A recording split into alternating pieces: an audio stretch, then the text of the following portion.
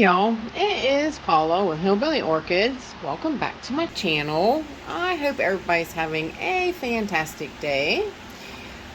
Today we are going to talk about this little pile of lettuce right here. I had a viewer request to please do care on your Dendrophylax lindenii, aka ghost orchid. And I'm like, sure thing, I could do that. That is not a problem. I absolutely love this plant. If you're going to grow an orchid and you can't grow this one, I'm like, well, what's the point in growing an orchid then? And then my opinion, honestly, that is strictly my opinion. But the ghost orchid is the epitome of orchids. I mean, it is the elusive orchid. Everybody wants to grow it. Not everybody can. It is one of those things that, it's not an easy plant to grow. It is a fussy plant. As you can well see, though, it is growing on my shelf on this large, this 4 shelving unit rack in my grow space. And right now, currently, according to my temperature gauge, it's 80% humidity and 75% or 75 degrees Fahrenheit and 80% humidity. Now, they do like super high humidity, and I kind of wish that in the beginning I deflasked these guys before I had a channel. I kind of wish, I would have been able to have documented this all along. I, like everybody else, thought, I'm not going to be able to grow them. Because that's what you think. I mean, just like I thought I couldn't grow Miltoniopsis, and that's why I have a kitchen window full that runs over into my bathroom. You don't always believe what everybody says. Because everybody's different, everybody's environments are different, and you can't say that you can't grow a ghost orchid. So now I've read about everything that I can get my hands on about the elusive ghost orchid. I of course just thrived over the documentary where Darwin would have just been like, extremely excited to know what moth actually pollinates this orchid. But it took, this several, decades later to find out what moth it is. The Sphinx moth is the one that actually, they've got actual footage of it actually, pollinating this orchid, which is very cool. This orchid, I'll talk more about that when we get it on the table, more about like where it comes from and where it is and that kind of thing. But today we're going to discuss this. Like I said, my viewer asked me, she said, can you please, Wendy, she said, can you please go over the care of it? And I'm like, sure. If you don't feel like talking about a ghost orchid, you just as well get out of orchids. Because ghost orchid is just the coolest thing ever, honestly. So hang on, let's get this bad boy down on the table and we'll talk about her. Okay, y'all, we are back. Alright, we have her sitting here in front of us. I thought I would go ahead and add my lighting and stuff so we can see really well what's going on this mount. I got this plant in a flask container. It was a little cup with a lid on it of several pieces of ghosts. Okay, I think there was supposed to be like 15, 16 ghosts. And I put them on this plaque on 5/7/20. Okay, so that tells you how long I've been growing them. Well, in the beginning, I really kept this plaque pretty moist. Sprayed it a lot with plain reverse osmosis water. That is all that is in this bottle. You spray it one time a day with only 75 parts per million of any fertilizer that you would choose to use on it. I use the Jack's 2-part system, and I reduce it down to 75 parts per million. I mix it just like I would for the rest of my plants, and I just take pure RO water and I reduce it down, and it only gets sprayed with that one time a day. Okay, they're very delicate. These guys basically, you know, what it is that they are a perennial epiphyte that is native to Florida and Cuba. The common names for them are palm polly and the white frog orchid. Okay, they're very, very cute, very gorgeous plant. I actually have a, I will put up his, or I'll put up the name of his channel, and I will put a link to the description of his channel in my description. He does wild game cameras in Florida, and he does it in the Florida Everglades and the Fakahatchee, and he goes around and he trudges through the swamps and shows you where these ghost orchids, Dendrophylax lindenii, grows natively, and it is the most amazing thing you'll ever see. Like, it is just phenomenal. And he goes every year, and he goes out and he checks them, and then he goes back to see if they've been pollinated and things like that, and it's very cool, very cool. So like I said, I will put his name up on the screen, and I will put the description link to his channel in my description. But he is one way that I always watch too. Plus, it's kind of cool to see what wild game is running around the Florida and Florida Everglades, and especially the bigger place he usually goes is the Fakahatchee. But anyways, basically the lindenii is derived from the discoverer, the Belgian plant collector Jean-Jules Linden. He saw the orchid for the first time in Cuba in 1844. Then much later it was discovered in the Everglades and Florida.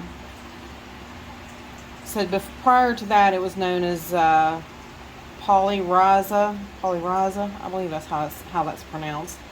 So much great information's out there about this plant, you guys. If you can, you know, really go check some things out, because it really is a cool plant.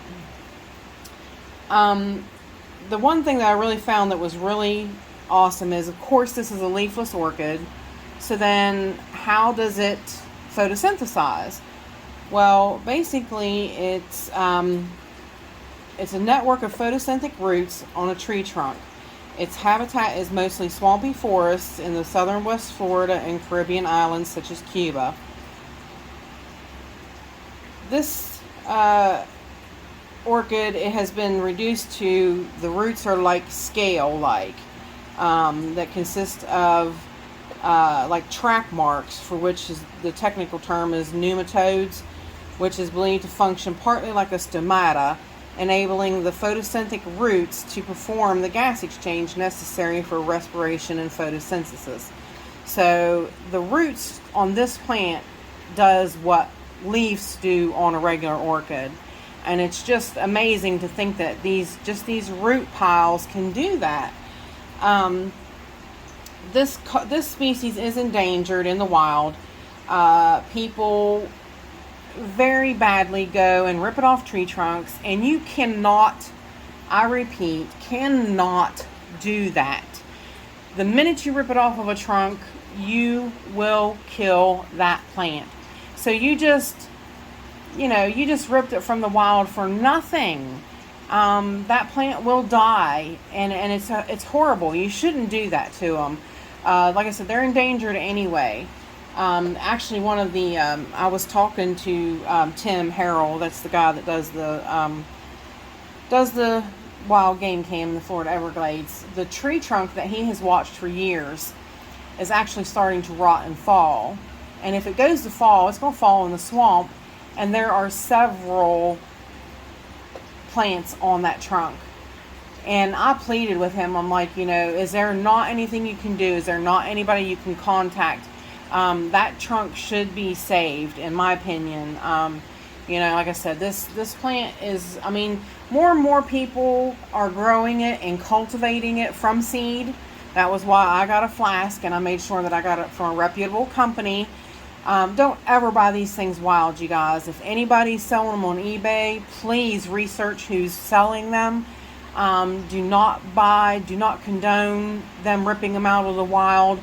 You know, don't support them. Just try to, you know, if you're going to try them and you're going to give it your best go, do it by a flask where it has been started by seeds and go from there.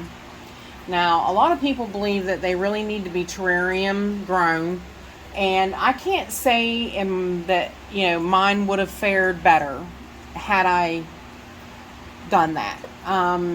You know, I don't know. I really can't say. All I can say is this is how I've grown these from the very beginning. I pulled them out of the flask. I rinsed the agar off of them. I then took super glue gel. It has to be super glue gel.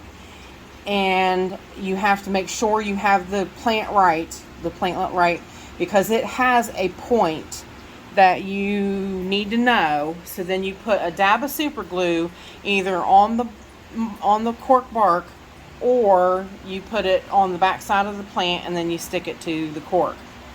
Okay, now also the main thing is with these guys is, like I said, you can't ever rip them up. I have damaged roots on these, and the second that you damage that root, it dies. It literally within hours shrivels away to nothing. So you have to be very careful. They are very delicate. Well, they do like high humidity. So in the very, very beginning, once I got them established onto this piece of cork, actually, no, sorry, I kind of jumped ahead of myself. The cork lasts a while. Now, there are certain barks that this plant likes to grow on. I'll list them because I'll honestly, right offhand, I can't remember.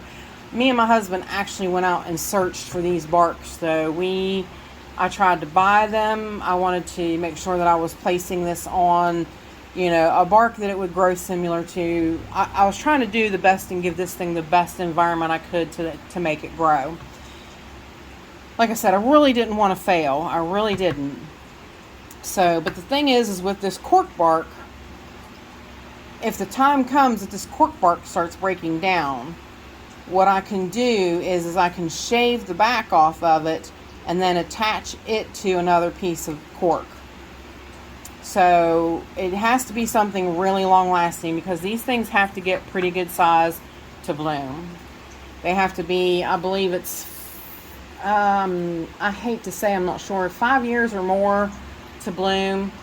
And they even recommend that they give you certain dimensions of the size this plant should be before you even attempt to seed pollinate it to make seeds.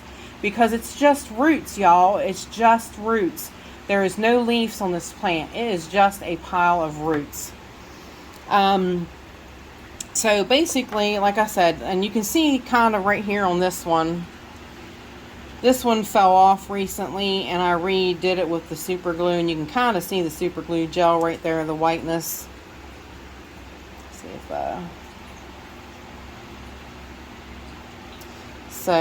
but anyways, so the live Spanish moss. The live Spanish moss is a necessity. It's not just, you know, you might be able to grow it differently in a terrarium, but out here like this is how you have to grow it. It helps because this moss is live and it's silvery. So what happens is the light bounces off of the silvery on the moss and promotes light to your roots. So it's definitely it's good for that. Plus it helps keep moisture and humidity over the entire mount. Okay, so now let's see what's next. I think that's it. I think if you want to now, I'm going to try to attempt to remove the Spanish moss very, very carefully so that we can actually take a look at the ghosts. Like I said, I try to be very, very, very careful. I have one very large one on this corner. The rest are still very small, and they have not done as well as the larger one has. So I'm going to be very, very quiet for a few seconds, and bear with me while I remove this moss.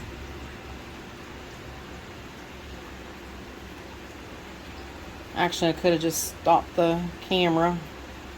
This one is stuck on a dead piece of root, which I figured, like I said, I figured this one would fuss a little bit because I had to put it back on, which I'll cut that root off. Alright, I had to pick the really bad side to do this on, didn't I? Alright, there we go. It was really caught under there, and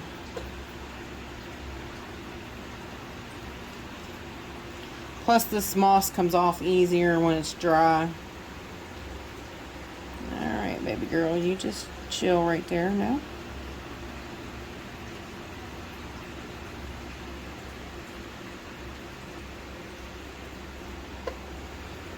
Alright. I will actually soak this moss for a second so that once it goes back on, these guys will get a drink. And basically, like I said, in the very beginning, I sprayed that mount probably every 4 hours. I kept it really moist right after, you know, mounting them on the cork.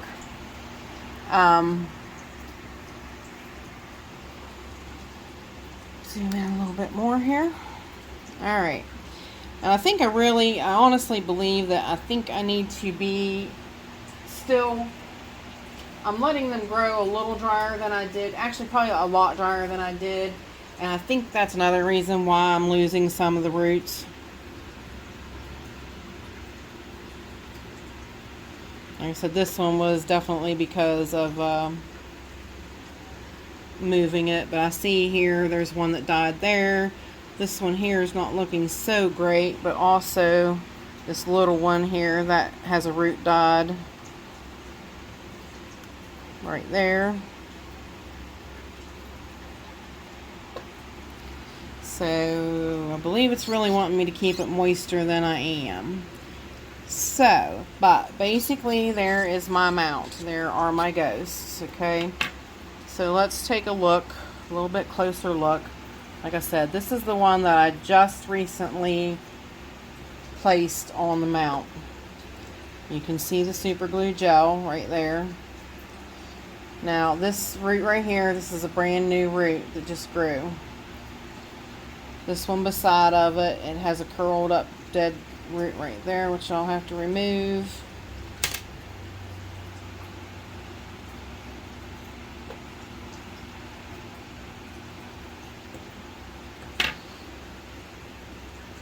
Alright, now I was keeping this mount really really moist that this moss was growing, and I was having to peel it off in sheets of moss, and it's still attached here. It's really strange. This one here, it's looking pretty good, but it's very small. And if you notice, well, we'll show you more on the other one, on the larger one. But if you look on this one, as you can see, this is two different plants. This is a small one right here that has a new growth with a new root tip. And this larger one, it has a new growth out there with a new root tip. All of them are growing new right now. This tip is green and extending. So, and actually this one has a dead root right there. I am going to increase my watering. I've got too many dead little roots. That bothers me.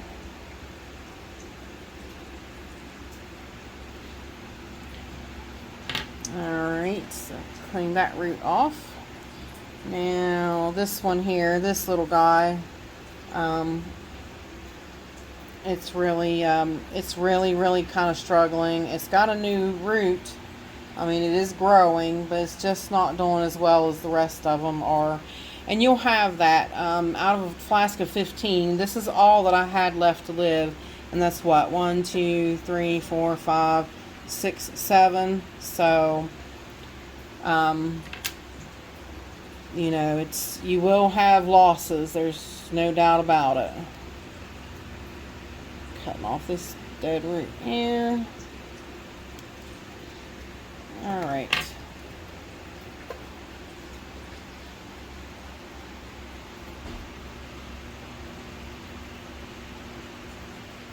Heard a noise.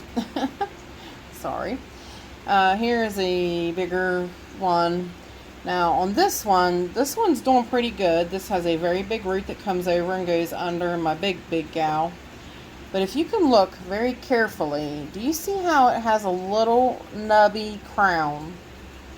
That indicates to you that that is the top of this plant.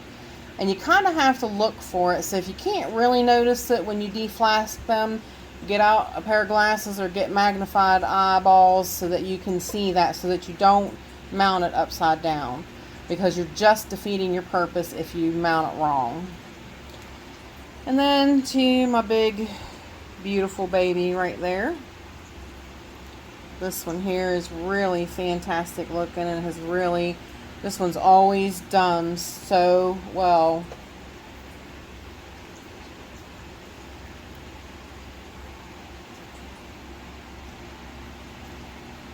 She really has done phenomenally.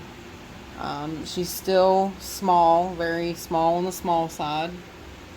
Like Michael said, it'll still be a while before she decides to bloom.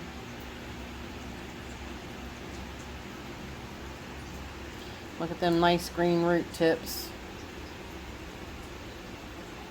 She too has one dead root right there, which they can get, which it actually says in the Florida Everglades, when they do have some colder temperatures and things, they'll get burnt root tips. So that's something to look out for. So now let's check out putting regular reverse osmosis water on them.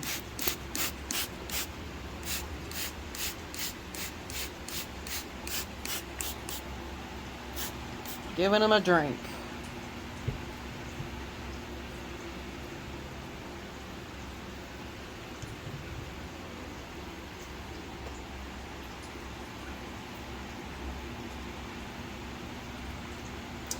But like I said, you have to be really careful. Anytime you damage one of these really good roots, you really set the plant back. This one up here is one I actually did. It actually had a bigger root that came down, and I accidentally snipped it right in the middle, and it died. The whole thing died straight off. So just always be very cautious of what you're doing with them. Try not to bump them or anything like that. But so basically that's it, y'all. You know, you could try growing them in a container, see if the higher moisture. I would like to eventually, you know, since I'm growing this one like this and it's growing well, I would like to eventually get another flask. But another flask of them, and they've kind of went up. They're like $120 to $150 for a flask of them. So eventually, if I can, I want to try another experiment with them and kind of grow them sort of like I did my Lepanthes talpigoniferas. There's a lot of research that says that they like that stagnant, super high humidity. So I would like to test that theory out. So maybe one of these days I will. But so far with, you know, like I said, these ones here, they're doing good.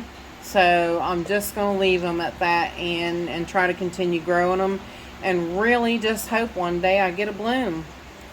I mean, could you just imagine one day I'd be over the moon with an actual Dendrophylax lindenii ghost orchid bloom. Would just be phenomenal. So, but that should cover everything. If y'all have any questions or anything, please feel free to leave them in the comments and ask. I'll answer as best I can with the experience that I've had with this plant so far.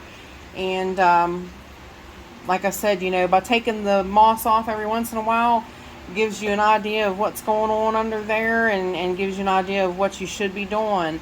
And I'm thinking I need to water some more. So, but with that said, I appreciate y'all stopping by and hanging out with me. And bye for now, y'all. Till we meet again.